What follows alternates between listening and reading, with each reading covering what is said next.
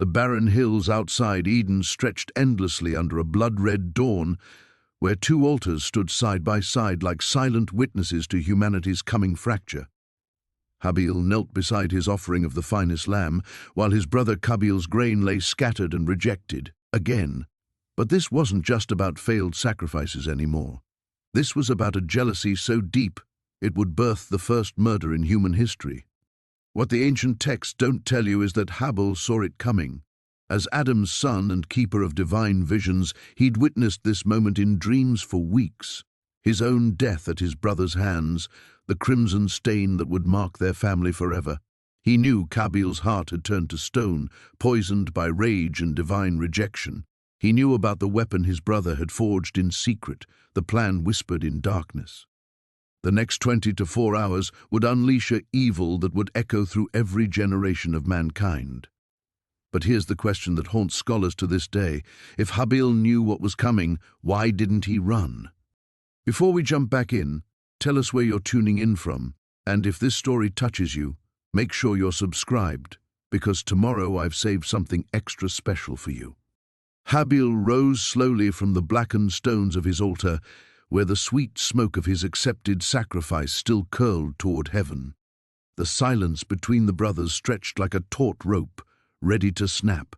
24 hours and 17 minutes remained until the moment that would divide human history into before and after.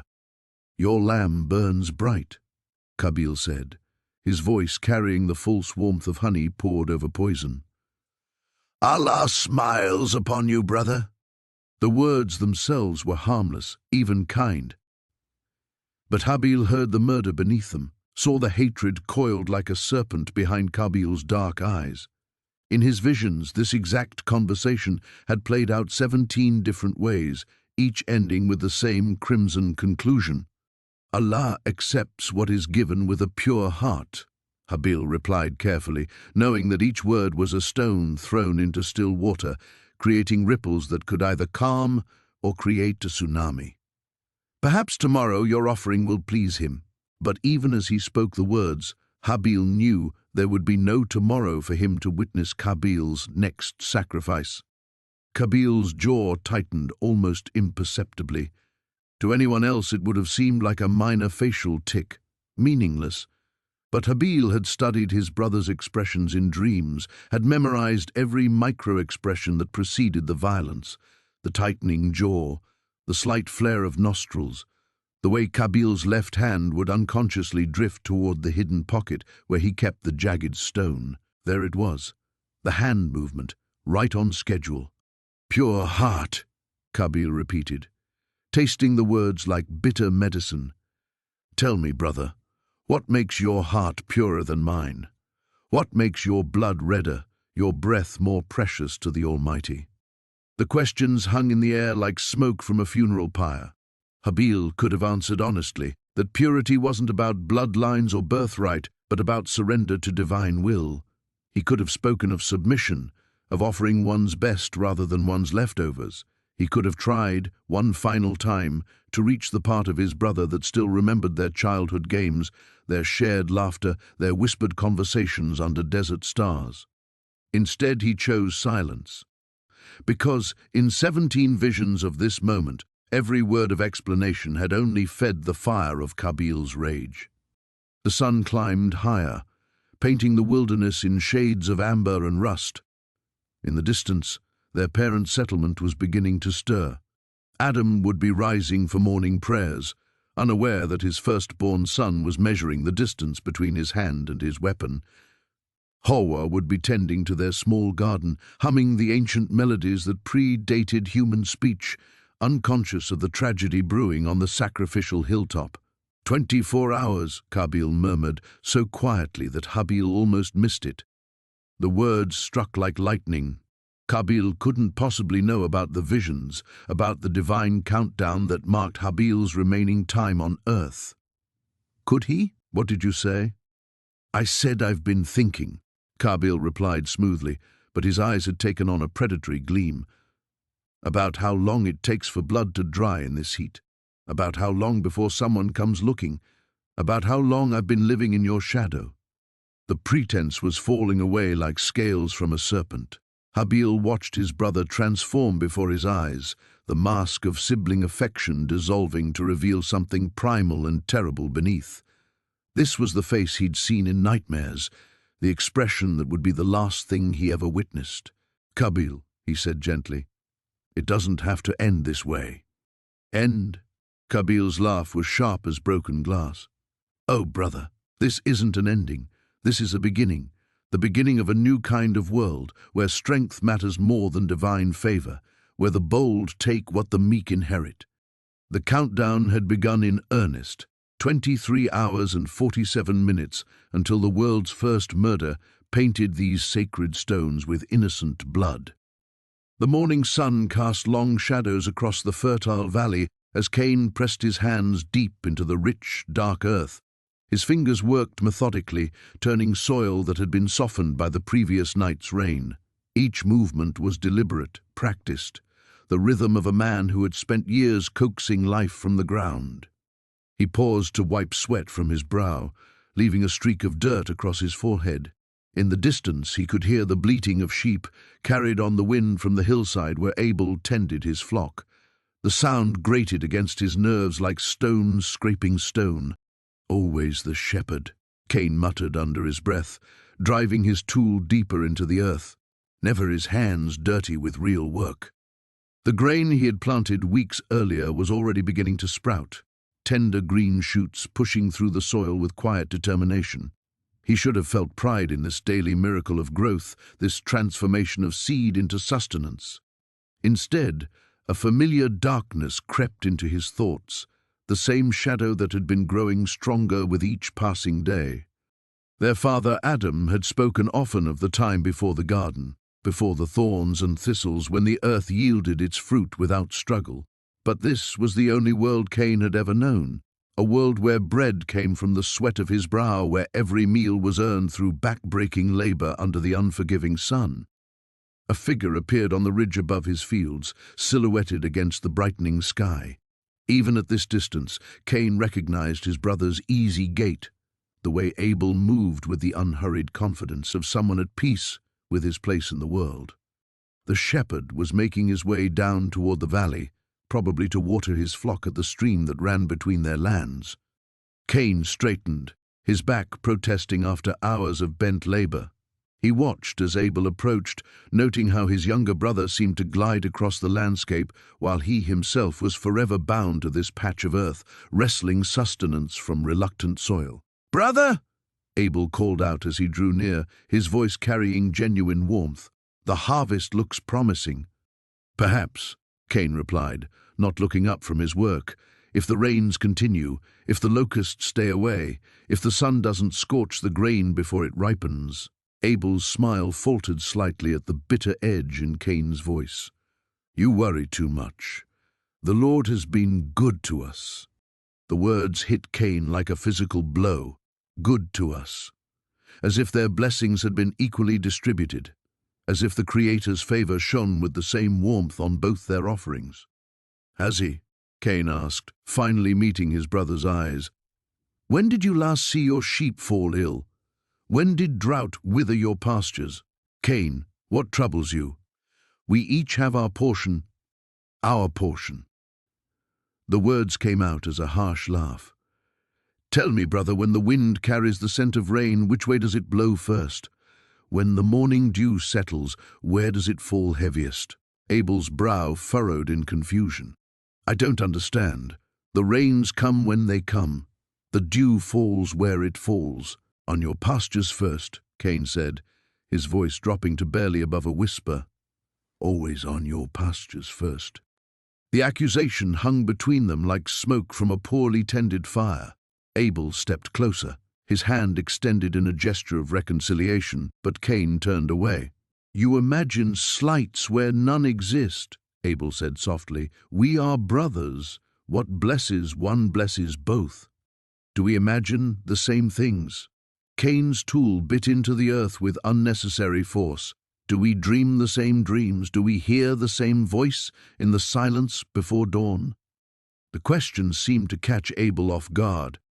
His hand dropped to his side, and for a moment Uncertainty flickered across his features. When he spoke again, his voice was quieter, more careful.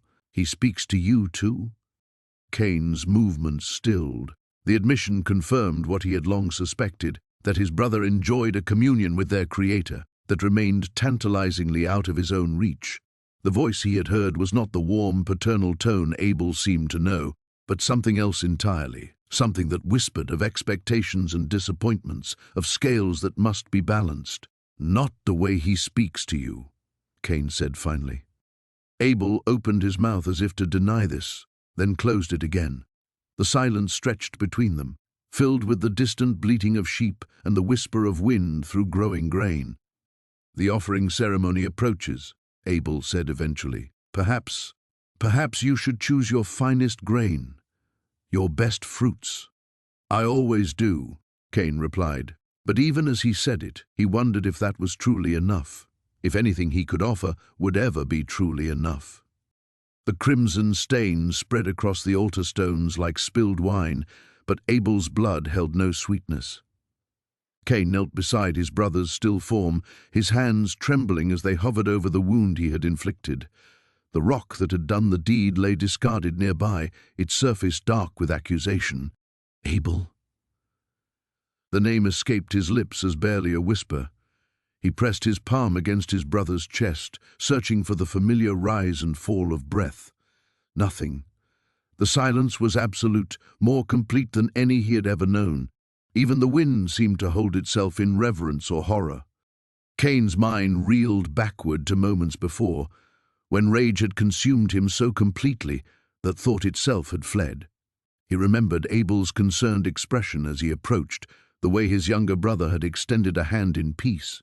He remembered the weight of the stone, the arc of his arm, the sickening sound of impact, but it felt like watching another man's actions, as if he had been possessed by something foreign and terrible. "I didn't mean," but the words died in his throat. He had meant it, in that moment of pure fury. He had wanted Abel to stop existing, to stop being everything Cain could never be. The realization settled over him like ash from a funeral pyre.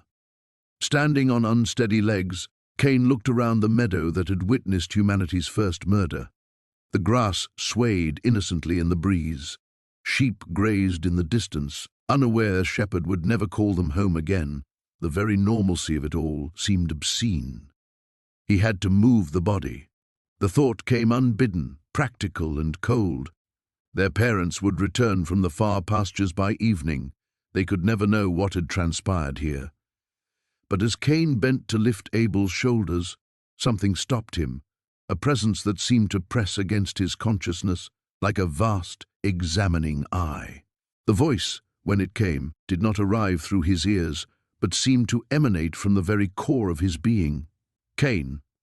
The single word contained multitudes, disappointment, sorrow, and something else that made his soul shrivel. He had heard this voice before, in the garden of his childhood, speaking with his parents in the cool of evening, but never had it addressed him directly, and never with such weight. "Where is Abel, your brother?" The question hung in the air like smoke.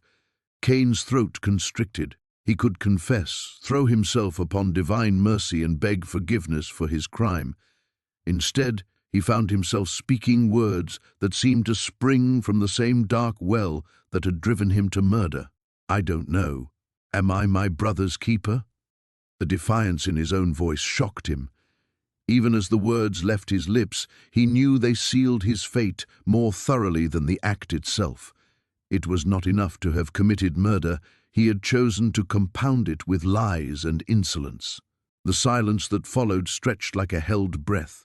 When the voice came again, it carried the weight of absolute judgment. "What have you done?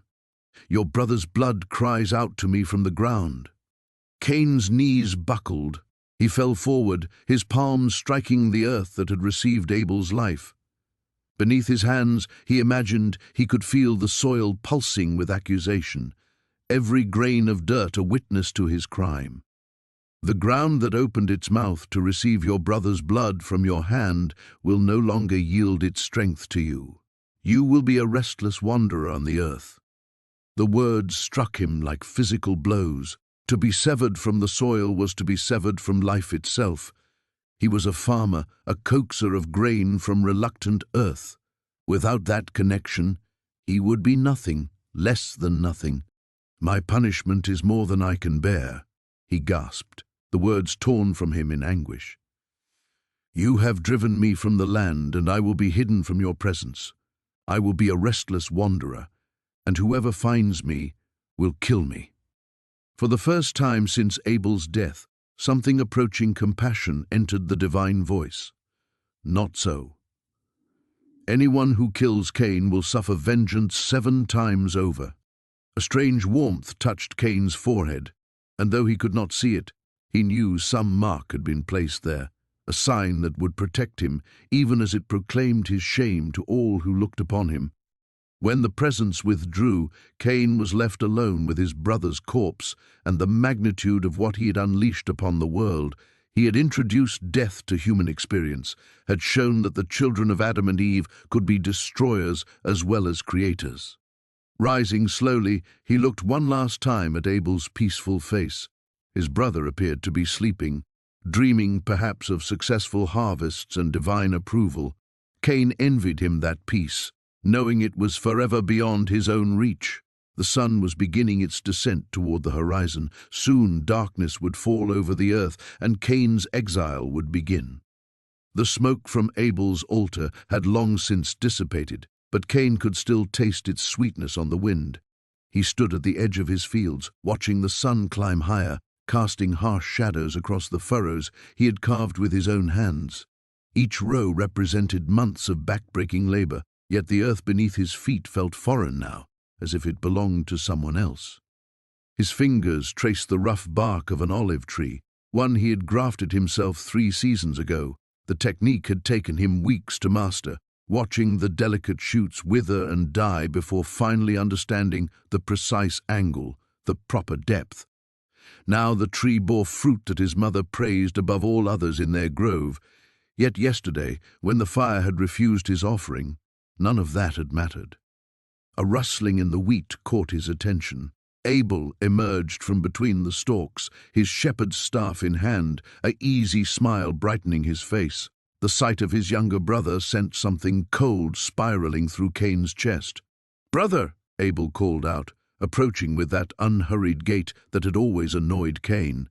"I've been looking for you." "Have you?" Cain kept his voice level, though his hands clenched at his sides. Abel nodded, seemingly oblivious to the tension radiating from his older brother.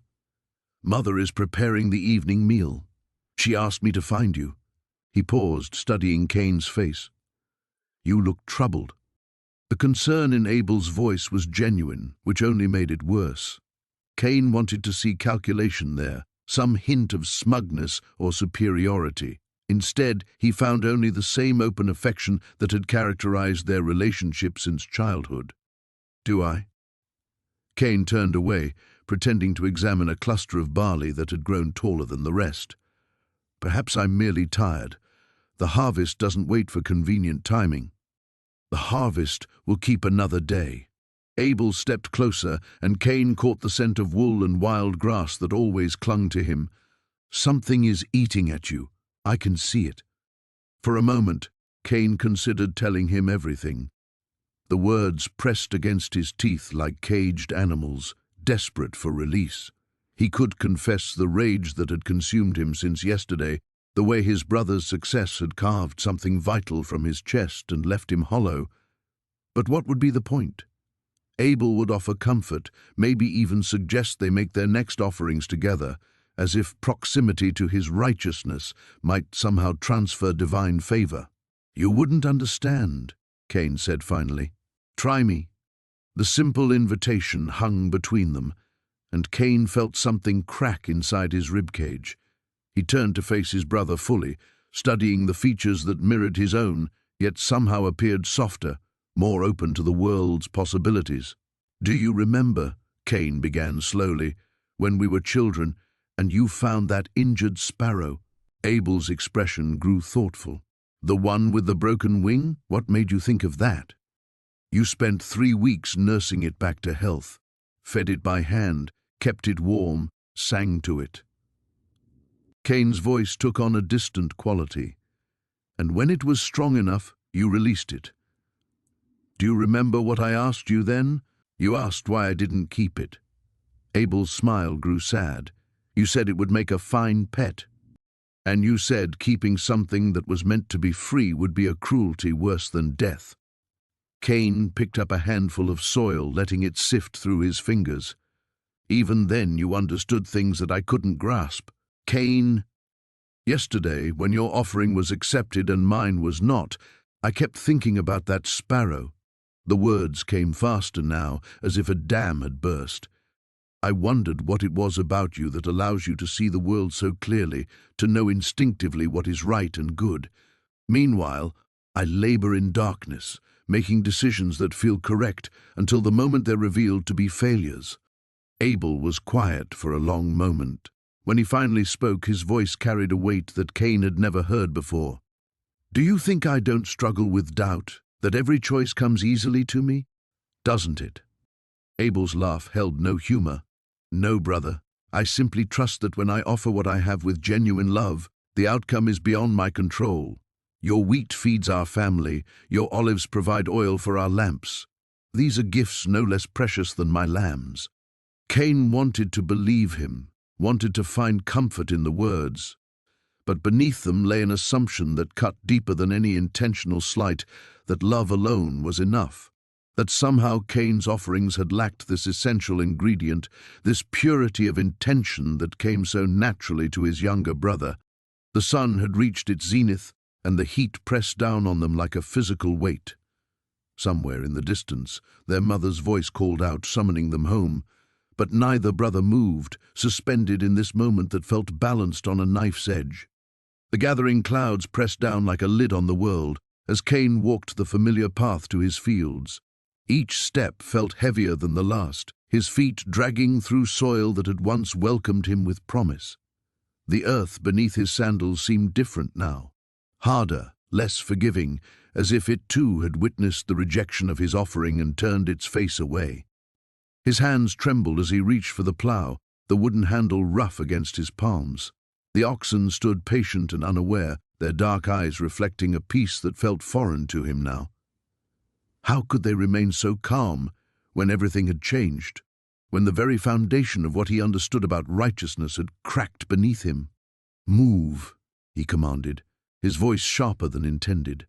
The animals lurched forward, and the plough cut through the earth with a violence that surprised him. Each furrow opened like a wound, dark and raw, mirroring something that had torn open inside his chest. The memory of Abel's perfect lamb haunted every stroke of the blade through soil.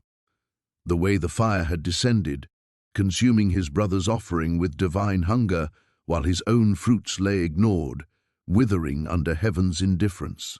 He had given the best of what he had, the first fruits, the choicest grain, the sweetest figs. Hadn't that been enough? Hadn't that shown proper reverence? "It was perfect," he whispered to the empty field, his words carried away by wind that seemed to mock him. "Everything I offered was perfect." But even as he said it, doubt crept in like morning mist. Had it truly been his best? Or had he held back the finest sheaves, the most unblemished fruit, telling himself that surely God would understand his need to keep some portion for the harsh seasons ahead? The question gnawed at him, but he pushed it down, buried it as deep as the seeds he planted. The sun climbed higher, its heat pressing against his shoulders, but Cain felt cold. In the distance he could see Abel's flocks moving across the hillside like scattered clouds, white against green grass.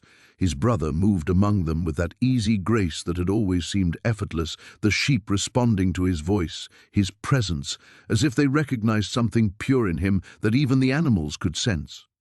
When had that gap opened between them? When had Abel's path begun to diverge so sharply from his own?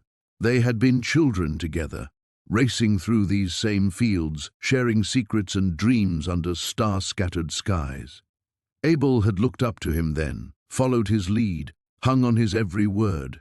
The older brother, the firstborn, the one who would inherit their father's blessing. Now Abel walked ahead of him in ways that mattered more than birth order ever could. The plough caught on a stone, jerking Cain forward. He cursed, the words bitter on his tongue, and wrestled the implement free. His shoulder ached from the sudden pull, but the physical pain was almost welcome, something real and immediate that he could understand, unlike the spiritual wound that refused to heal. Cain. The voice cut through his thoughts like a blade, not Abel's voice, not his father's, but something deeper, older, carrying the weight of mountains and the whisper of eternity. The oxen stopped without his command, their heads lowered as if suddenly burdened by an invisible yoke. "Why are you angry?" The question seemed to come from everywhere and nowhere, from the earth beneath his feet and the sky above his head. "Why has your countenance fallen?" Cain's hands tightened on the plough until his knuckles went white. The voice knew, of course it knew, the same presence that had accepted Abel's sacrifice with fire, that had turned away from his own offering, now stood in his field speaking words that cut too close to the bone. "If you do what is right, will you not be accepted?" The voice continued, patient but inexorable. "But if you do not do what is right, sin is crouching at your door. It desires to have you, but you must master it." Sin, crouching like a beast at his door. Cain could almost see it, something dark and hungry, waiting for the moment when his guard dropped, when the anger and jealousy he carried like stones in his heart finally crushed his ability to choose the light. How long had it been watching him? How long had it been whispering suggestions in the quiet moments when his thoughts turned to his brother's success and his own failure? The presence faded, leaving only the sound of wind through grain and the distant bleating of sheep. But the warning lingered, hanging in the air like smoke from an extinguished flame. Master it. As if it were that simple, as if he could simply decide to stop feeling the poison that spread through his veins each time he saw Abel's easy smile, each time the animals flocked to his brother's call, each time their parents' eyes lit up when Abel entered the room. Cain released the plough and looked toward the hills where his brother tended his perfect flocks under heaven's favor, and felt the beast stir closer to his heart. The weight of Abel's acceptance pressed against Cain's chest like a stone. His brother had spoken those words, "I understand," with such quiet certainty that they seemed to echo in the space between them long after the sound had faded. But understanding and forgiveness were different creatures entirely, and Cain found himself studying Abel's face for signs of the condemnation he knew must be hiding there. "You don't understand," Cain said finally, his voice rougher than he intended. "You can't possibly understand what it's like to watch everything you touch turn to ash while everything you touch turns to gold." Abel's expression didn't change, but something flickered behind his eyes, a recognition that made Cain's stomach clench. "Tell me about the wheat," Abel said simply. The words hit like a physical blow. Cain's hands clenched involuntarily, remembering the feel of those withered stalks between his fingers, the way they had crumbled to dust despite months of careful tending. "What about it?" "I saw you that morning, before the sacrifice. You were standing in your field and your shoulders—" Abel paused, searching for words. "You looked like you were carrying the weight of the world." Cain turned away, but Abel's voice followed him. "I wanted to come to you then, to ask what was wrong, but I was afraid you'd think I was—" He stopped, shaking his head. "I was afraid you'd think I was gloating, weren't you?" The question came out harsher than Cain had meant, but he couldn't take it back now. "No." Abel's response was immediate, certain. "I was terrified." That made Cain turn back around. "Terrified of what?" "Of losing you." Abel's voice dropped to barely above a whisper. "Every day I watched you struggle with the land, watched you pour yourself into something that seemed determined to break you, and I could feel you slipping away from me, from our family, from yourself." Cain felt something crack inside his chest. "You think this is about the farming, isn't it?" "No." The word came out like a growl. "It's about being seen. It's about mattering. It's about bringing your best to the altar and having it dismissed like refuse while your brother's offering is welcomed like treasure." Abel was quiet for a long moment, and when he spoke again, his voice carried a weight Cain had never heard there before. "Do you think I don't know what it's like to be afraid that you're not enough? You?" Cain almost laughed, but the sound caught in his throat. "You're afraid of not being enough?" Every single day, Abel's admission hung between them like a confession. "Do you think it's easy being the younger brother? Living in the shadow of someone who was here first, who knows things I'll never know, who carries memories I'll never have? Do you think it's simple, watching our parents look at you with this mixture of pride and sadness, knowing they see something in you that they'll never see in me?" Cain stared at his brother, feeling the ground shift beneath his understanding of everything he thought he knew. "But your offering was accepted, yes." Abel's voice was steady now, but Cain could hear the careful control in it. "And do you know what my first thought was when the fire came down? It wasn't gratitude, it wasn't joy. It was terror that this would be the thing that finally drove you away from me for good." The silence that followed was different from the others, heavier, more complex. Cain could feel his carefully constructed narrative of grievance beginning to crumble, replaced by something more complicated and infinitely more painful, the recognition that his brother's life had been just as difficult as his own, just in ways he'd been too consumed by his own pain to see. "I never knew," Cain said finally. "How could you? I never told you. Just like you never told me about the wheat, about the way the land fights you, about how it feels to watch everything you plant wither and die." Abel stepped closer, and Cain could see the exhaustion in his eyes, the weight of carrying his own fears in silence. "We've been so busy protecting each other from our own pain that we've been drowning in it separately." Cain felt tears he hadn't known were there burning at the corners of his eyes. "I wanted to kill you," he whispered. "Standing there watching your sacrifice burn while mine lay cold and rejected, I wanted to kill you." "I know," Abel said quietly. "I could see it in your face. And you're not afraid of me?" Abel considered this, tilting his head slightly. "I'm afraid for you. There's a difference." Somewhere in the distance, Cain could hear their parents moving about the camp, the ordinary sounds of evening settling over the family. But here, in this pocket of honesty between brothers, everything felt suspended, balanced on the edge of something that could either heal them or destroy them completely. The choice, Cain realized, was entirely his. The silence stretched between them like a chasm that had opened in the earth itself. Cain felt his breath coming in short bursts, each exhale visible in the cooling air as evening approached. Abel stood motionless, his staff planted firmly in the ground, but his knuckles were white where they gripped the worn wood. "You don't understand," Cain said finally, his voice barely above a whisper. "You've never had to understand." Abel's eyes remained fixed on his brother's face, searching for something. Perhaps the boy he'd once known, the one who had taught him to catch beetles in cupped hands without harming them. "Then help me understand, brother. Tell me what troubles you so deeply that you speak of divine favor as if it were bread to be rationed." The question hung in the air like smoke from a dying fire. Cain felt something twist inside his chest, a knot of frustration and longing that had been tightening for months. How could he explain the weight of being the firstborn, the constant awareness that every action was scrutinized, every choice measured against an impossible standard? How could he describe the peculiar agony of watching his younger brother effortlessly embody everything their parents had hoped for? "When you were born," Cain began, then stopped. He turned away, facing the darkening fields where his crops stood in neat rows. Father wept with joy. He said you were proof of God's continued blessing, that even in exile we were not forgotten. The words tasted bitter, but I was already here. Had been here for 2 years, watching them mourn paradise, watching them flinch every time they looked at me, and remembered what my birth had cost Mother. Abel stepped closer, close enough that Cain could smell the lanolin on his robes from handling the sheep.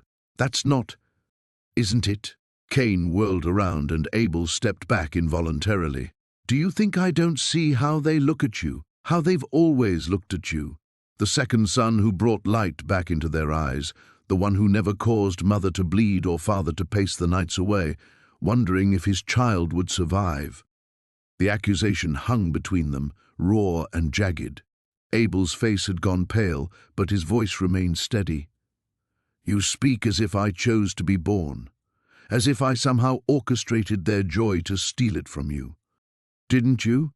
The question escaped before Cain could stop it, and immediately he knew how mad it sounded. But the feeling, the terrible, irrational certainty that somehow, somewhere, a cosmic dice had been rolled and he had lost, that feeling was real as stone. Abel was quiet for a long moment, studying his brother's face with the same careful attention he gave to injured lambs. When he spoke, his words were measured, deliberate. "I cannot change the circumstances of our births, Cain, but I can tell you that I have never sought to diminish you. If anything, I have always looked up to you. You are my elder brother, the one who showed me how to read the sky for weather, how to tell good soil from bad. Do you truly believe I would wish you harm?" The genuine pain in Abel's voice should have been enough to break through Cain's anger, but instead it only fed the fire. Here was Abel again, being exactly what he should be, thoughtful, generous, kind. It was maddening in its perfection. "You don't have to wish it," Cain said, his voice growing stronger, more certain. "It simply is. Your very existence diminishes me. Your goodness makes my struggles seem like complaints. Your easy relationship with the divine makes my own prayers feel like begging." Abel shook his head slowly. "God does not love me more than you, brother. His rejection of your offering, if rejection it truly was, cannot be the measure of his heart toward you." "Then what is?" The question erupted from somewhere deep inside Cain, a place he had tried to keep locked away. "What is the measure, Abel? Because I have searched for it my entire life and found nothing but wanting. I plant, I tend, I harvest, I pray, I sacrifice, I try to be worthy, and still—" He gestured helplessly at the evening sky, where the first stars were beginning to appear. "Still I am not enough." The admission left him feeling hollow and exposed. He had never spoken these words aloud, had barely allowed himself to think them, but now they were out in the open air between himself and the one person who might understand, or might use them to wound him further. Abel's response was immediate and fierce. "You are my brother. You are enough for that alone." But the words, meant to comfort, only served to highlight the gulf between them. Abel could afford such simple certainties. Abel had never been weighed and found wanting by forces beyond his comprehension. Cain turned back toward the fields, where shadows were beginning to pool between the rows of grain. The weight of Abel's silence pressed against Cain's chest like a stone. 3 days had passed since the sacrifices, 3 days of watching his brother move through their shared world with that insufferable peace intact, untouched by the divine rejection that had shattered Cain's understanding of everything. Cain found himself following Abel at a distance, studying the way his brother's hands moved as he tended the sheep, the gentle murmur of his voice as he called to the stragglers. There was no smugness in Abel's manner, no triumph in his gestures, and somehow this made everything worse. If Abel had gloated, if he had shown even a flicker of superiority, Cain could have channeled his rage into something clean and direct. Instead, he was left to wrestle with the growing certainty that his brother's acceptance by the Almighty was as natural and unthinking as breathing. "The lambs are growing strong," Abel said one evening as they sat by the fire. The comment was casual, offered without thought, but it struck Cain like a physical blow. Everything Abel touched flourished. The sheep grew fat and healthy under his care. The pastures seemed greener where he led his flocks. And now even the divine favor fell upon him like rain on fertile ground. "Yes," Cain replied, his voice carefully neutral. "They are." Abel smiled, that open expression that had once brought Cain comfort. Now it felt like mockery. "Father says the rains will come early this year. Good for your crops." The mention of their father sent a fresh wave of bitterness through Cain's veins. Adam had said nothing about the failed sacrifice, but Cain had seen the knowledge in his eyes. the weight of recognition that spoke of his own memories of divine displeasure. Their father knew what it meant to fall from grace, yet he had offered no words of comfort, no guidance. Perhaps he saw in Cain's rejection the echo of his own failure in the garden. "Perhaps," Cain said, poking at the fire with a stick until sparks flew up into the darkening sky. "Though I wonder if the Almighty has any interest in blessing my efforts." Abel's face grew serious. "Brother, you speak as if you've been abandoned, but surely—" "Surely what?" The words came out sharper than Cain intended. "Surely he will remember his less favored son eventually. Surely I simply need to try harder, be better, somehow earn what comes to you without effort." "It's not like that." Abel's voice carried a note of distress. "I don't understand why my offering was accepted and yours was not. But that doesn't mean—" "Doesn't mean what? That I'm lesser? That I've been found wanting?" Cain stood abruptly, the stick clenched in his fist. "What else could it mean, Abel? Tell me, what else could it possibly mean when the Creator of all things looks upon two offerings and chooses only one?" Abel rose as well, reaching out toward his brother. "I don't know, but I know that you are not lesser. You are my brother, and you are good and worthy of love." The words were meant to comfort, but they felt like salt in an open wound. Cain stepped back, shaking his head.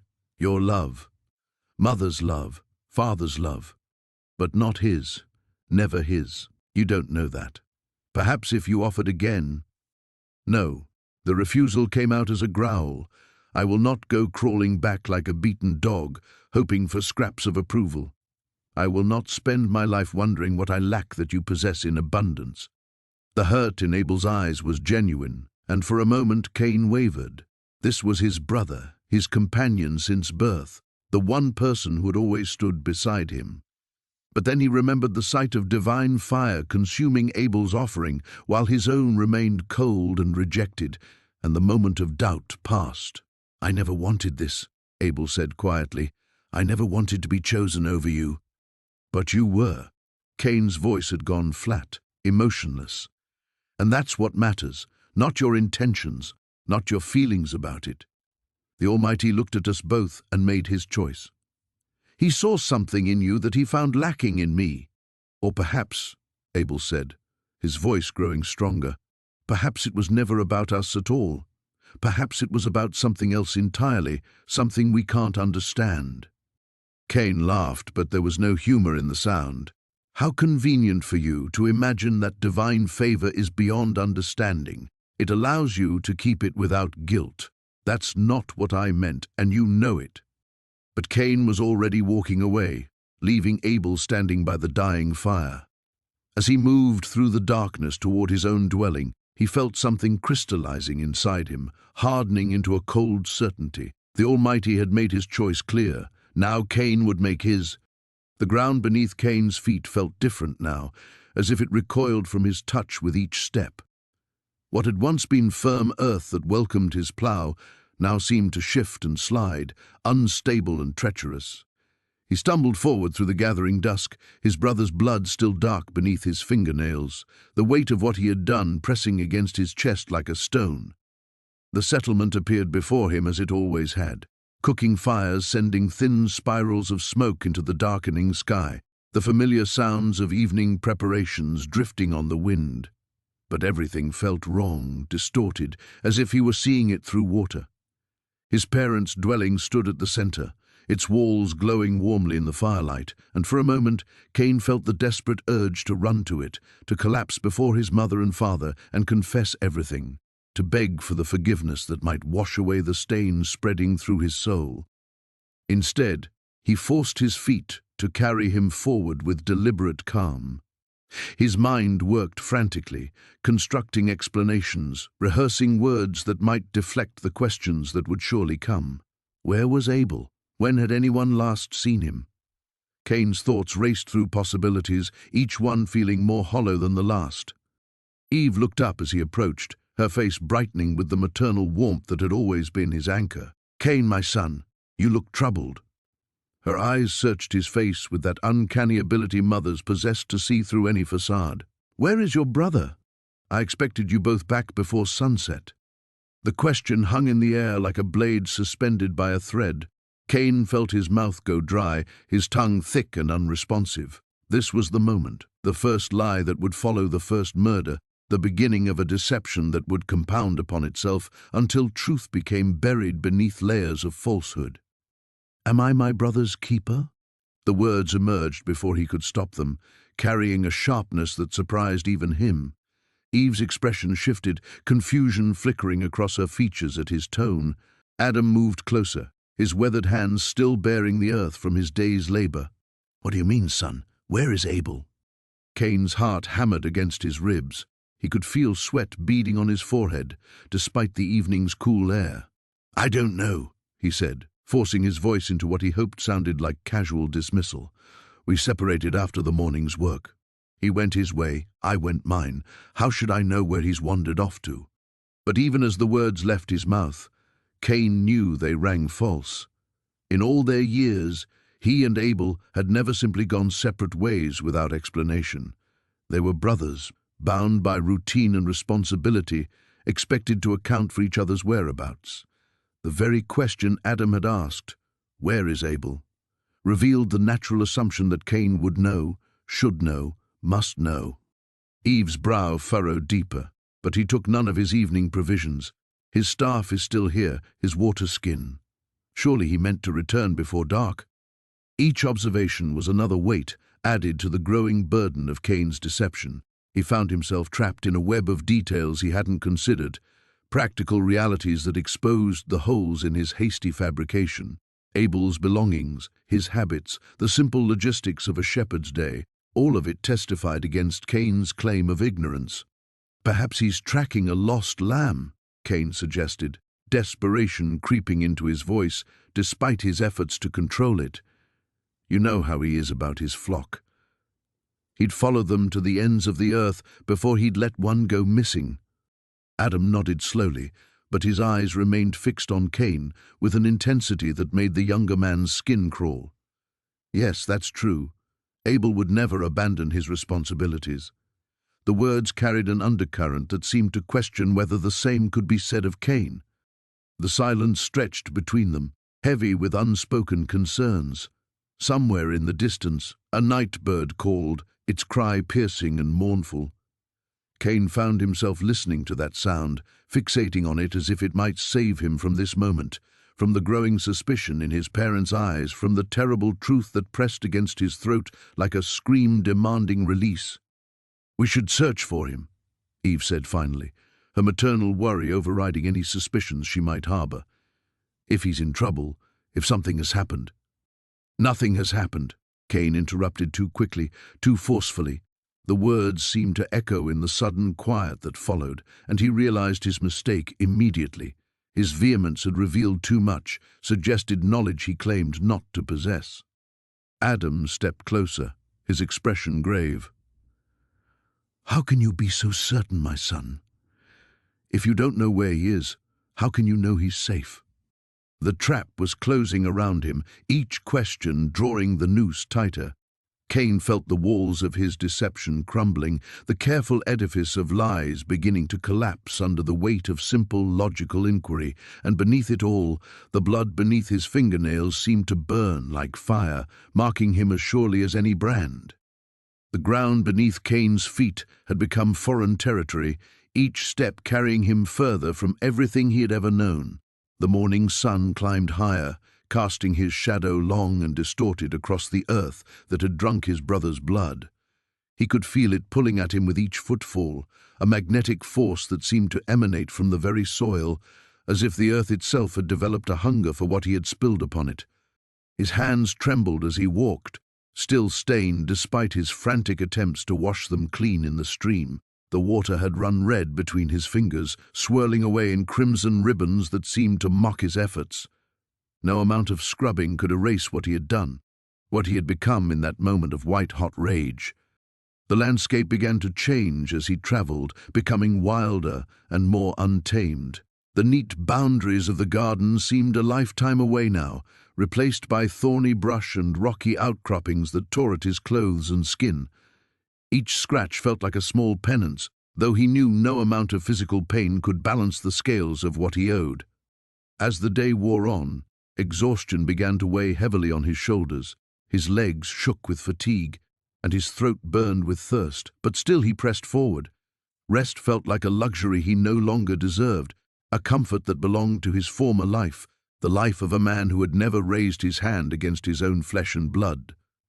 The voice that had spoken to him earlier seemed to echo in the wind that rustled through the sparse vegetation. "Where is Abel, your brother?" The question haunted him with its simplicity, its devastating directness. He had answered with defiance, with the bitter words that had earned him his exile. But now those same words felt like poison in his memory. As evening approached, he found himself at the edge of a vast plain that stretched endlessly toward the horizon. The sight of it filled him with a terror he had not expected, not of the distance itself, but of the solitude it represented. For the first time since leaving home, he truly comprehended the magnitude of his isolation. He was cut off not just from his family, but from all human companionship, condemned to wander among strangers who would never know him, never understand the weight he carried. The stars began to emerge overhead, the same constellations he and Abel had once pointed out to each other during their evening walks. Now they seemed cold and distant, offering no comfort or guidance.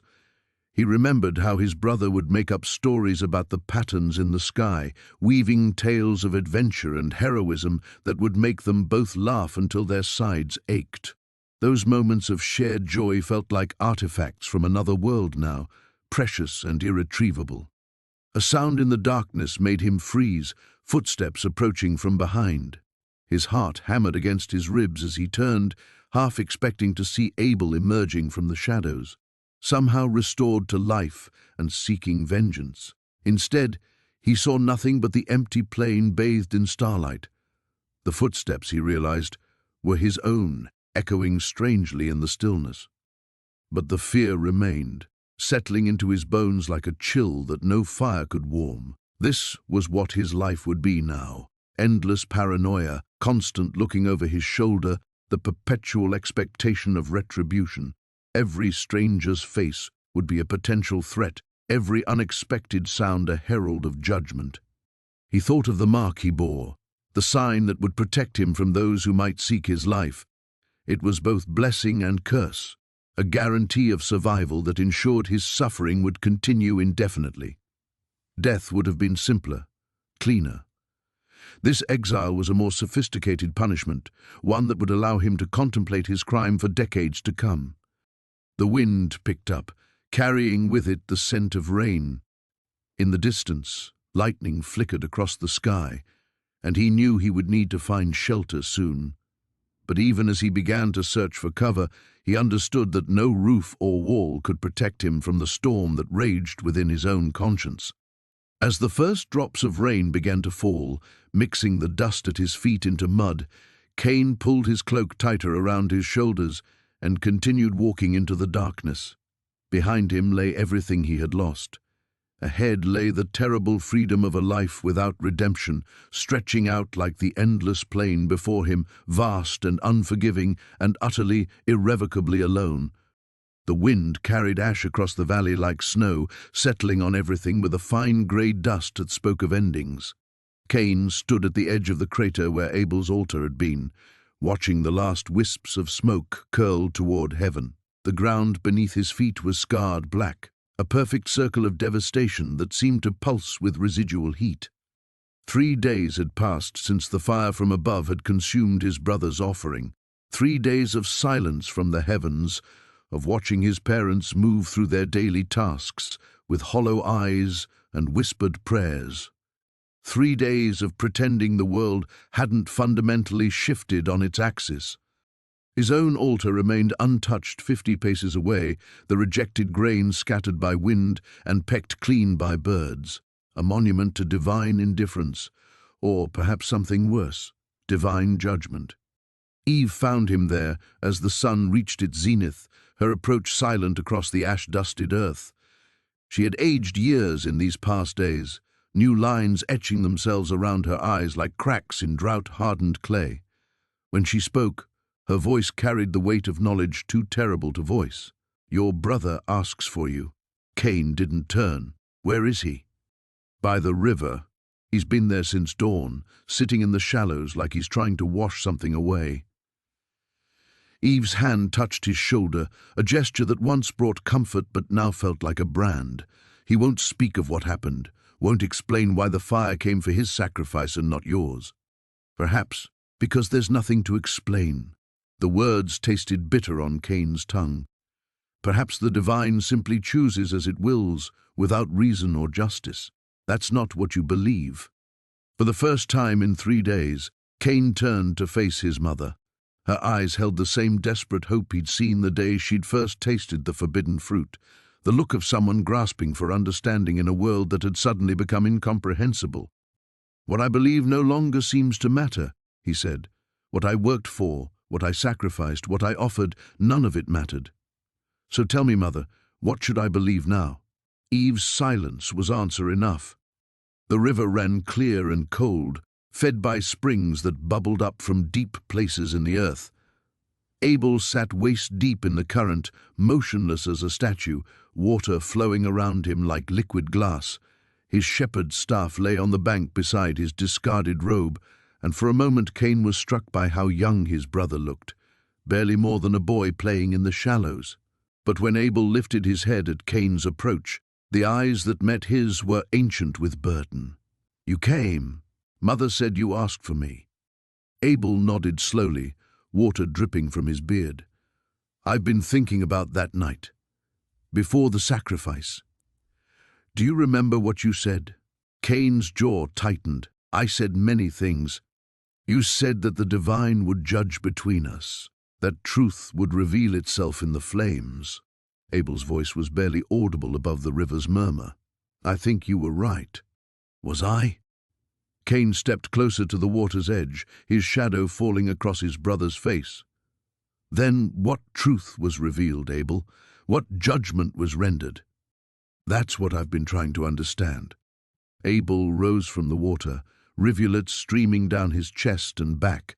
"Why my offering was accepted when yours was rejected, why fire came from heaven for my sacrifice alone. And what conclusion have you reached?" Abel reached for his robe, pulling it around his shoulders with movements that seemed almost ritualistic. When he spoke again, his voice carried a new quality, something that made Cain's skin crawl with its certainty. That it wasn't about the offerings at all. It was about us, about what we represent. Abel's eyes fixed on his brother with laser intensity. "You work the ground that was cursed because of our parents' disobedience. I tend the flocks that represent innocence, sacrifice, the promise of redemption. Don't you see? The divine wasn't choosing between our gifts, it was choosing between our paths." The words hit Cain like physical blows. "So you're saying I was rejected because of my choice to farm? Because I chose to work with my hands instead of following animals through the wilderness? I'm saying perhaps the divine sees further than we do. Perhaps it knows which of us is meant to carry forward its purpose." Something cold and terrible unfurled in Cain's chest, a darkness that felt both foreign and intimately familiar. The rational part of his mind screamed warnings, but another part, a deeper part, whispered seductive truths about justice and fairness and the fundamental wrongness of divine favoritism. "Its purpose," Cain repeated slowly. "And you believe that purpose runs through you?" Abel's hesitation lasted only a heartbeat, but it was enough. "I believe I must be faithful to whatever calling has been placed on my life." The darkness in Cain's chest spread like spilled ink, staining every thought with its presence. Around them, the river continued its ancient song, indifferent to the moment when everything began to unravel. The silence that followed Abel's final breath stretched across the valley like a shroud. Cain knelt beside his brother's body, his hands trembling as the reality of what he had done crashed over him in waves. The stone, slick with blood, lay beside Abel's head, and Cain found himself staring at it as if it were some foreign object that had appeared from nowhere. "What have I done?" The words escaped his lips as barely a whisper, lost in the vastness of the evening air. He reached toward Abel's face, wanting to close those unseeing eyes that stared accusingly at the darkening sky. But his hand froze inches away. The warmth was already beginning to fade from his brother's skin. A sound escaped Cain's throat, part sob, part moan, raw and animalistic. He had imagined this moment differently. In his darkest fantasies there had been satisfaction, vindication, a sense of justice served. Instead, there was only emptiness, a hollow ache that seemed to expand within his chest until he could barely breathe. The sheep had scattered when the violence began, but now they returned, bleating softly as they circled the scene. They approached Abel's still form with the innocent confusion of creatures who knew only their shepherd's gentle voice and protecting presence. One young lamb nuzzled against Abel's outstretched hand, and Cain watched in horror as it came away with blood on its white fleece. "Get away!" Cain shouted, lunging at the animals. "Get away from him!" But his voice cracked, and the sheep merely scattered a few feet before returning, drawn by loyalty that transcended death. Their mournful cries filled the air, a chorus of grief that seemed to echo from the very stones of the earth.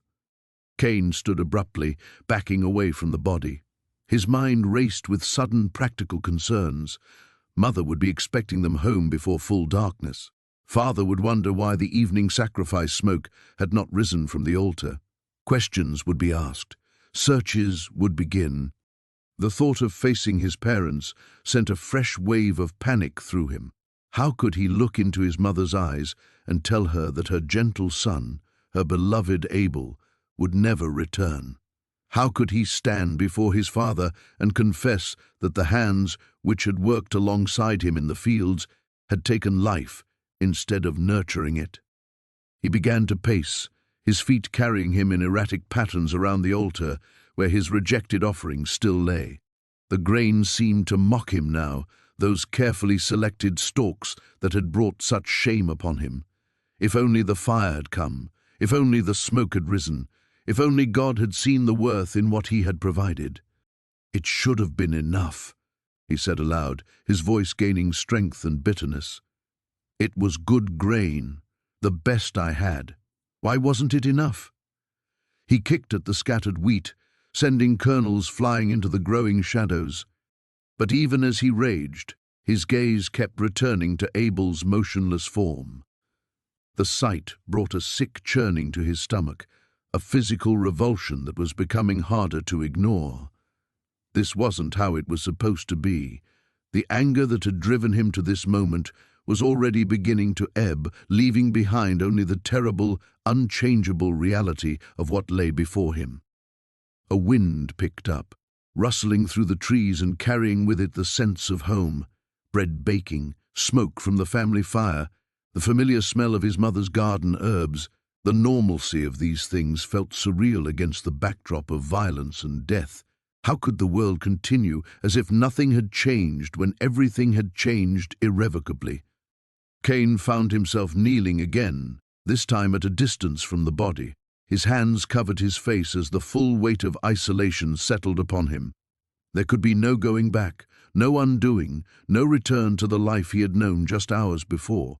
He had crossed a threshold that no human had ever crossed before, and he was utterly alone on the other side. The stars began to appear overhead, those same celestial lights that had watched over him and Abel throughout their lives. Now they seemed cold and distant, offering no comfort or guidance. Even the familiar constellations that his father had taught them to read looked foreign and forbidding. Somewhere in the distance, carried on the evening breeze, came the sound of voices calling. His parents' voices, raised in the traditional evening call that summoned their sons home from their work. The sound pierced through Cain's despair like a blade, reminding him that the consequences of this moment would ripple far beyond his own torment. He looked once more at his brother's still form, memorizing the peaceful expression that death had brought to Abel's face. Then, with movements mechanical and purposeless, Cain began to gather stones from the nearby field, his mind already turning to the grim necessity of concealment. The weight of revelation pressed down upon Cain like stones piled high on his chest. Each breath came labored, as he stumbled through the wilderness, his brother's blood still wet beneath his fingernails. The divine words echoed in his skull, a relentless drumbeat that matched his frantic heartbeat. "What have you done?" Behind him, Eden's walls rose like a distant memory, already becoming legend in his mind. The garden that had been home, the place where innocence lived and breathed, now stood as a monument to everything he had lost. Not just banishment from the land, but banishment from himself, from the man he had been before jealousy carved out his heart and filled it with poison. The sun climbed mercilessly overhead, its heat different now than it had been within Eden's gentle climate. Here, beyond the protection of divine favor, the light burned harsh and unforgiving. Sweat stung his eyes, mixing salt with the tears he refused to acknowledge. His feet found no rhythm on the unfamiliar ground, stumbling over rocks and roots that seemed to reach up specifically to trip him. "Ende, fugitive and wanderer, you shall be on the earth." The words had fallen like hammer blows, each syllable driving him deeper into understanding. This was not merely punishment, it was transformation. The ground beneath his feet would never again yield its strength to him. The soil that had once responded to his touch like a lover would now resist him, turning barren and cold. He was cut off not just from home, but from purpose, from the very thing that had defined him since the day his parents first taught him to plant and tend and harvest. A sound made him freeze, footsteps perhaps, or the whisper of movement through tall grass. His head snapped up, eyes scanning the landscape with sudden terror. Who else walked in this wasteland? What other exiles had been cast out before him, nursing their own wounds and grievances? The fear surprised him with its intensity. He had never known fear like this, primal, consuming, the kind that made his hands shake and his breath come in short gasps. In Eden, even in his darkest moments of envy, there had been the underlying certainty of safety. Father and mother were there, and beyond them, the presence that walked in the garden in the cool of the day. Protection had been as natural as breathing. Now he understood vulnerability with crystalline clarity. Every shadow could hide an enemy. Every stranger might look upon him and see exactly what he was. The first murderer, the one who had shattered the world's innocence with a single act of violence. Would they fear him? Would they seek to destroy him before he could destroy them? His hand moved instinctively to his forehead, where the mark had been placed. He could not see it, but he felt it, a burning brand that seemed to pulse with otherworldly light. The mark of protection, yes, but also the mark of shame. Anyone who looked upon him would know immediately what he had done. There would be no hiding, no pretending, no fresh start in some distant land where his past could not follow. The irony cut deep. He had been given protection from the very thing he himself had introduced to the world. Divine mercy in the midst of divine justice, a paradox that made his head spin with its implications. He was too dangerous to be killed, too valuable to be destroyed, too necessary to the unfolding story of humanity to be simply erased. A hill rose before him, its slope steep and unwelcoming. His legs burned as he climbed, muscles already weakened by grief and shock. At the crest he paused and looked back one final time toward the place he had been born. Eden was invisible from this distance, but he knew its location by the way the light seemed different there, softer and more golden. Somewhere in that distant garden, his parents were learning of what he had done. The thought hit him like a physical blow, doubling him over with its force. How would father receive the news? What would mother's face look like when she understood that one son had killed the other? They had worried about wild animals, about accidents, about the ordinary dangers that might threaten their children. They had never imagined that the greatest threat would come from within their own family. The wind picked up, carrying scents he did not recognize. Foreign flowers, different soil, the musk of unknown animals. This was his world now, this realm beyond the boundaries of grace. Here he would build whatever life remained to him, marked and protected and utterly alone. As the sun began its descent toward the horizon, Cain started down the far side of the hill. Behind him lay everything he had lost. Ahead stretched the vast uncertainty of tomorrow and all the tomorrows that would follow. He was no longer just a man. He was the first exile, walking into a future that no one had ever imagined possible. The ground beneath Cain's feet had become foreign territory, each step carrying him further from everything he had ever known. The sun hung low on the horizon, casting long shadows that seemed to reach for him like accusing fingers. He had been walking for hours, though time itself felt distorted, as if the very fabric of existence had been torn when his brother's blood spilled onto the earth. Behind him, the smoke from his family's dwelling had long since disappeared from view. There would be no returning, no forgiveness sought or granted. The mark upon his forehead burned with a cold fire that reminded him of his new reality with every heartbeat. He was no longer Cain the farmer, Cain the firstborn, Cain the son. He was something else entirely, a wanderer, a killer, a living testament to the darkness that could bloom in the human heart. The landscape began to change as he traveled eastward. The familiar rolling hills of his childhood gave way to rougher terrain, rocky outcroppings that jutted from the earth like broken bones. The soil here was different too, harder, less forgiving. When he knelt to examine it, running the coarse dirt through his fingers, he knew instinctively that nothing would grow here for him. The earth itself had turned its back on his touch. As darkness fell, Cain found shelter beneath an overhanging cliff. He gathered what dry wood he could find and managed to coax a small fire to life.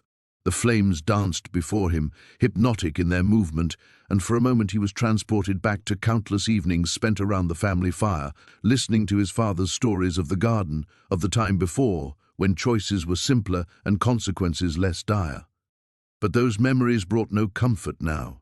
Instead, they sharpened the blade of his guilt, cutting deeper with each recollection.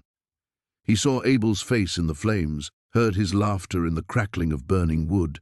The weight of what he had done pressed down upon him like a physical force, making it difficult to breathe. Sleep, when it finally came, brought no peace. His dreams were filled with blood and earth, with Abel's eyes wide with shock and betrayal. He saw himself raising the stone again and again, felt the sickening impact, heard his brother's final breath escaping in a whisper of disbelief. He woke several times, gasping, covered in sweat, only to find himself alone in the wilderness with nothing but stars and silence for company. The next morning brought new challenges. His water skin was nearly empty, and he had no knowledge of this land, no understanding of where he might find sustenance. The skills that had served him as a farmer seemed useless here in this harsh country. He tried to remember his father's teachings about surviving in unfamiliar territory, but grief and exhaustion clouded his thoughts. As he continued his journey, Cain began to notice other changes within himself. The mark on his forehead was not the only alteration. His senses seemed sharper, more acute. He could hear the scurrying of small animals from great distances, could smell water sources long before they came into view. It was as if his transformation into an outcast had awakened something primal within him, some ancient survival instinct that civilization had temporarily suppressed. The irony was not lost on him that these enhanced abilities, this gift of survival, came as part of his punishment. Even in his wrath, the Creator had shown mercy, ensuring that Cain would live to bear the full weight of his actions. There would be no easy escape through death, no quick release from the torment of memory and regret. On the third day, he crested a hill and saw something that made his heart race with both hope and fear. In the distance, smoke rose from what appeared to be a settlement, other people. The thought both thrilled and terrified him. He had not considered what it would mean to encounter others, to explain his presence, his mark, his purpose in wandering. Would they know what he had done? Would the mark brand him as clearly to strangers as it did to his own family? As he drew closer, he could see figures moving among simple shelters. These people were like him. Exiles, outcasts, those who had been driven from their original homes for various reasons. They eyed him warily as he approached, their gazes lingering on the mark that burned upon his forehead. But there was recognition in their eyes too, the understanding that comes from shared exile, shared separation from the familiar world. An older woman stepped forward, her hair grey and her face weathered by years of hardship. She studied him for a long moment before speaking. "You carry the weight of something terrible," she said simply. "We all do here. The question is whether you come seeking to add to that weight or to find a way to bear it." Cain looked into her eyes and saw no judgment, only the weary wisdom of one who had learned that survival sometimes required accepting the unacceptable. The wind carried whispers of what was to come, rustling through the leaves with an urgency that made every creature pause. In the valley below, Cain moved with deliberate steps toward the place where his brother tended the flocks, his shadow stretching long across the earth like a dark prophecy unfolding. Abel sensed the approaching presence before he saw it. The sheep had grown restless, clustering together with nervous bleats, their instincts warning them of something their shepherd couldn't yet comprehend. When he turned, Cain stood at the edge of the pasture, his face a mask that revealed nothing and everything at once. "Brother," Abel called, his voice carrying genuine warmth, despite the strange tension crackling in the air. "You're far from your fields. What brings you here as the sun sets?" Cain stepped closer, each footfall deliberate and measured. The stone in his hand remained hidden, pressed against his palm with such force that his knuckles had turned white. "I wanted to speak with you, away from the watching eyes of our parents." There was something in Cain's tone that made Abel's smile falter slightly, though he couldn't place what troubled him. The sheep pressed closer to their shepherd, as if seeking protection from an invisible threat. "Of course," Abel replied, setting down his staff and giving Cain his full attention. "What weighs on your heart?" The question hung between them like a blade suspended by the thinnest thread. Cain studied his brother's face, searching for any trace of the smugness he had convinced himself lived there. Instead, he found only concern, only the genuine care that had always characterized Abel's nature. It should have softened his resolve. Instead, it only stoked the fire of his resentment. "Tell me about the voice," Cain said, circling slowly around his brother like a predator testing its prey. "The one that speaks to you when you offer your sacrifices." Abel's brow furrowed in confusion. "What voice?" "Brother, I hear nothing but the wind and the crackling of the fire when I make my offerings." "Don't lie to me." The words erupted from Cain with such violence that the sheep scattered, bleating in terror. "I saw how the flames consumed your sacrifice while mine smoldered and died. I felt the presence that blessed you while rejecting me." The truth struck Abel like a physical blow. His brother's pain, long hidden beneath forced smiles and strained conversations, now stood naked between them. Abel's heart broke for the anguish he saw in Cain's eyes, but he also felt a creeping fear as he recognized something darker lurking beneath the hurt. "Cain, please listen to me," Abel said, his voice gentle but urgent. "There is no voice, no secret communion. I simply offer what I have with gratitude and love. The acceptance or rejection, it comes from something far beyond my understanding or control." "Gratitude and love," Cain repeated, his voice dripping with mockery. Such simple words for such devastating power. "Do you have any idea what it's like to watch everything you touch wither while your younger brother is blessed at every turn?" Abel took a step forward, his hand extended in a gesture of reconciliation. "Brother, your worth isn't measured by smoke rising from an altar. You are my elder, my teacher in so many things. Why can't we find peace in our different gifts?" "Because there is no peace for the rejected." Cain's composure finally shattered completely, years of suppressed rage and jealousy pouring forth like a dam bursting. "There is only the endless torment of knowing that no matter what I do, no matter how hard I strive, I will always stand in your shadow." The stone felt warm in Cain's hand now, as if it had absorbed all his fury and transformed it into something tangible. Abel saw the change in his brother's posture, the way his muscles tensed like a coiled spring, and suddenly understood that they had moved far beyond words. "Cain, no," Abel whispered, but his voice was lost in the wind that had begun to howl around them, as if the very earth was holding its breath. "You want to know what voice I hear?" Cain raised the stone, his eyes wild with a madness that seemed to come from some place deeper than human emotion. It tells me that some stains can only be washed away with blood. It tells me that some wrongs can only be righted through violence. Abel could have run. His legs were strong from chasing sheep across rocky terrain, and he might have escaped into the gathering darkness. But love held him in place, love for his brother, and hope that somehow, even now, this terrible moment could be turned aside. "I love you, Cain," he said simply. "Whatever comes next, know that I have always loved you." The words should have been a shield. Instead, they became the final spark that ignited the powder keg of Cain's rage. With a cry that seemed to tear itself from the very depths of hell, he brought the stone down with all the force of his accumulated hatred and despair.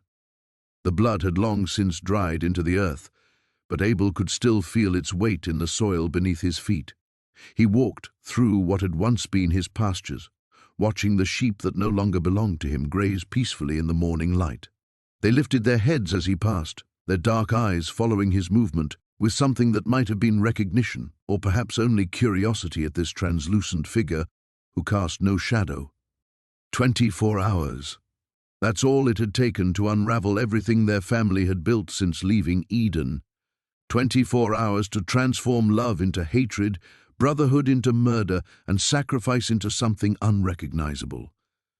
Abel touched his throat reflexively, remembering the sensation of stones crushing bone, of breath leaving his body for the final time. But death, he had discovered, was not the ending he had expected. The voice had come to him first in the darkness, the same voice that had walked with their parents in the garden's evening breeze. It carried no anger, only an infinite sadness that seemed to encompass all the sorrows yet to come. "Your blood cries out to me from the ground," it had said, and Abel understood that his death had created something new in the world, a wound in the fabric of creation that would never fully heal. Now he wandered between worlds, neither fully dead nor alive, watching as the consequences of that single act rippled outward like stones thrown into still water. He could see Cain stumbling through the wilderness, the mark burning on his forehead like a brand, protecting him even as it condemned him. Their father Adam had aged years in a single day, his shoulders bowed under the weight of understanding that violence had entered the world through his bloodline. Eve wept without ceasing, her tears watering the ground where her sons had once played as children. But it was the future that haunted Abel most. The visions came to him unbidden, flashes of what his death had set in motion, cities built on the bones of the conquered, brothers raising swords against brothers across battlefields that stretched beyond the horizon, children learning hatred before they learned to speak their own names. The mathematics of violence growing exponentially, each murder begetting 10 more, each act of vengeance spawning 100 acts of revenge. He saw nations that would rise and fall on the principle Cain had established, that taking a life was sometimes necessary, sometimes justified, sometimes even holy. He watched as humanity learned to dress murder in the fine clothes of righteousness, calling it war, calling it justice, calling it the will of God. The irony was not lost on him that his own death, born from jealousy over divine favor, would be used to justify countless others. Yet there were other visions too. He saw moments when the cycle might have been broken, when brothers chose forgiveness over revenge, when the strong protected the weak instead of exploiting them. These glimpses shone like stars in the darkness of what was to come, rare but undeniably present. Each one made his sacrifice feel less meaningless, though the scales remained forever tilted toward violence. Abel found himself drawn back to the altar where it had all begun. The stones were scattered now, stained with his blood and Cain's rejected offering. He knelt beside them, running his fingers through soil that had drunk deep of both their gifts. The earth remembered everything, every drop of blood, every tear, every prayer offered in desperation or hope. He understood now why his sacrifice had been accepted while Cain's was rejected. It had never been about the quality of their offerings or some cosmic favoritism. It had been about the heart behind the gift. Abel had given from love, Cain from obligation. Abel had offered the best of what he had, while Cain had given what was merely adequate. The divine had simply recognized what was already there. But understanding brought no satisfaction, only a deeper sorrow for what might have been. If he could speak to Cain now, he would not offer accusations or demands for justice. He would ask only why his brother had chosen to see them as competitors rather than companions in the great work of being human. The sun climbed higher, and Abel felt the familiar pull that would soon draw him back to whatever realm existed beyond the veil of death. But before he left, he placed his hand on the blood-stained earth and made his own offering, not of lamb or grain, but of forgiveness. Let it seep into the soil, he thought. Let it grow alongside the violence and hatred. Let it be there when humanity finally grows tired of killing and looks for another way. As he faded from the world of the living, Abel carried with him the weight of being both victim and symbol, both ending and beginning. His death had opened a door that could never be fully closed, but perhaps, in time, humanity might learn to walk through it in both directions. The sheep continued grazing, unaware that they had been in the presence of the world's first martyr, the unwilling patron saint of all who would die for another's jealousy. The earth beneath Cain's feet had grown cold, harder than stone, refusing his touch as surely as if it recoiled from his very presence. 3 days had passed since Abel's blood had seeped into the soil, and already Cain could see the change spreading outward from that cursed spot like a slow poison. Where once green shoots had pushed through fertile ground, now only cracked clay stretched toward the horizon. He knelt beside the withered remains of what had been his finest wheat field, running the parched soil through his fingers. It crumbled to dust, lifeless and grey. The irony wasn't lost on him. He who had devoted his life to coaxing life from the earth was now condemned to watch it die at his touch. "The ground will no longer yield its strength to you," the voice had said. The words echoed in his mind with each failed attempt to plant, to sow, to nurture. His hands, once capable of such delicate care with seedlings, now trembled as they grasped at barren dirt. Behind him, he heard the rustle of fabric and turned to see Eve approaching, her face etched with a grief so profound it seemed to age her with each passing hour. She carried a small bundle wrapped in cloth, bread perhaps, though the thought of food made his stomach clench with guilt. "You need to eat," she said quietly, settling beside him on the hard ground. Her voice carried none of its former warmth, but neither did it hold the burning hatred he deserved. "How can you bear to look at me?" The question tore from his throat, raw and desperate. "How can you sit here beside the one who murdered your son?" Eve's hands stilled on the bundle. For a long moment she stared at the desolate field stretching before them, her eyes reflecting a pain too deep for tears. "Because," she said finally, "you are also my son." The simple words struck him harder than any blow.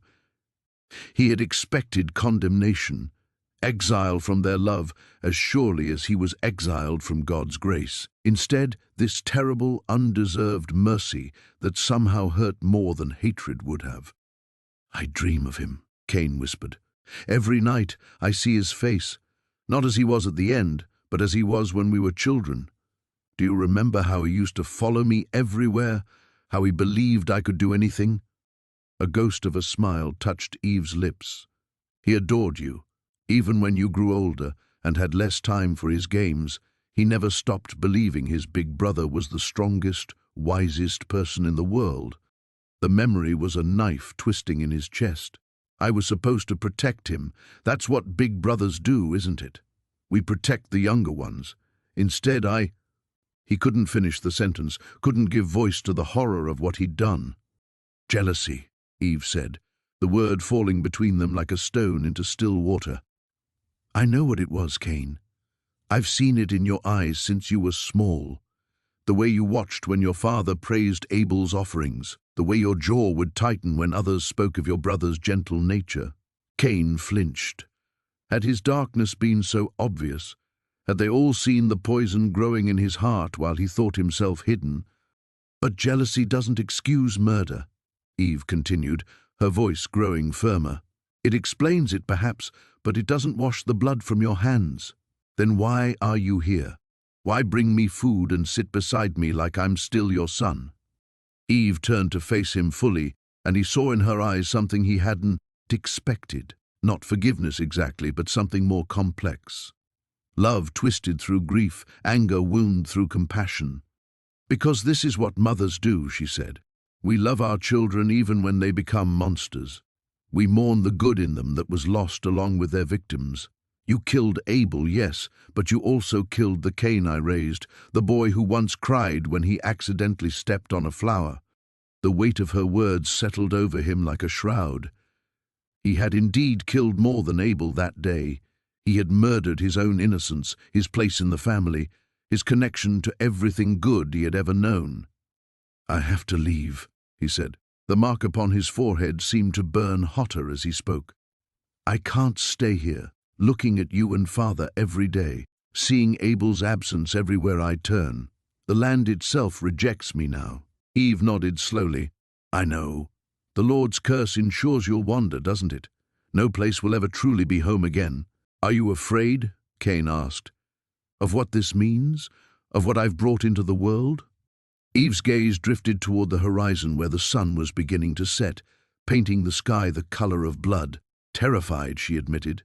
"You've opened a door that can never be closed, my son. Murder exists now because you made it real. Others will follow this path you've carved with jealousy and rage." The crimson stain had long since dried into the earth, but Cain could still see it spreading beneath his closed eyelids. 3 days had passed since the voice had spoken his punishment, since the mark had burned itself into his flesh, since Abel's blood had cried out from the ground. 3 days of wandering eastward, away from everything he had ever known. The mark throbbed against his forehead, not visible to his own eyes, but he felt its presence like a brand of shame and protection intertwined. When he had encountered the shepherd yesterday, the man's face had twisted with sudden terror before he fled. When the merchant's caravan had spotted him on the horizon, they had changed course entirely.